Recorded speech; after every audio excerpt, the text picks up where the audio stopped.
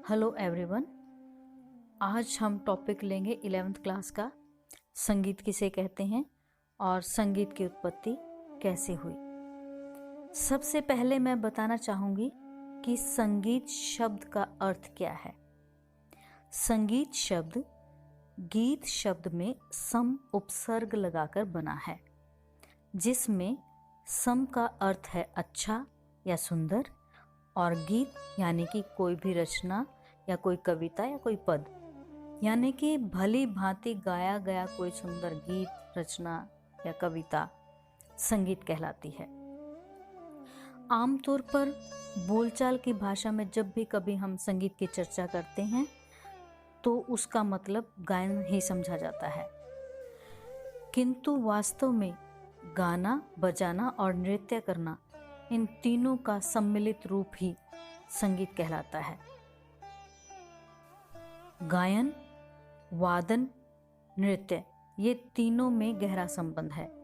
ये तीनों एक दूसरे के पूरक हैं। गायन वादन की सहायता से किया जाता है, वादन गायन की सहायता से, और नृत्य गायन वादन की सहायता से किया जाता है। नृत्य वादन के, वादन गायन के आश्रित है।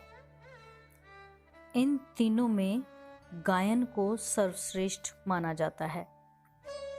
संगीत वह ललित कला है जिसमें हम स्वर और लय के द्वारा अपने भावों को अभिव्यक्त करते हैं।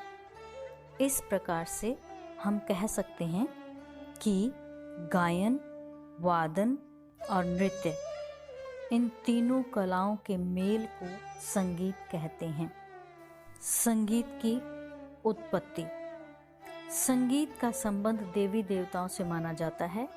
कहा जाता है कि सबसे पहले ब्रह्मा जी ने संगीत की शिक्षा शिव जी को दी। शिव जी ने सरस्वती को, सरस्वती जी ने नारद को, और नारद ने संगीत की शिक्षा भरत जी को दी, और भरत ने नाट्य शास्त्र द्वारा जन साधारण में संगीत का प्रचार किया। एक बार श्री कृष्ण जी नारद जी से कहते हैं कि हे नारद, न तो मैं बैकुंठ में वास करता हूँ और न ही योगियों के हृदय में। मैं तो वहाँ वास करता हूँ जहाँ मेरे भक्त संगीत की चर्चा करते हैं। माना जाता है कि शिव जी ने 5 राग बनाए और पार्वती जी ने 1 राग की उत्पत्ति की।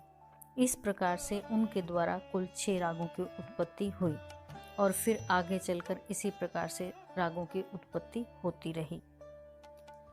लेकिन कुछ विद्वानों का मानना है कि 7 स्वरों की उत्पत्ति पक्षियों द्वारा की गई है।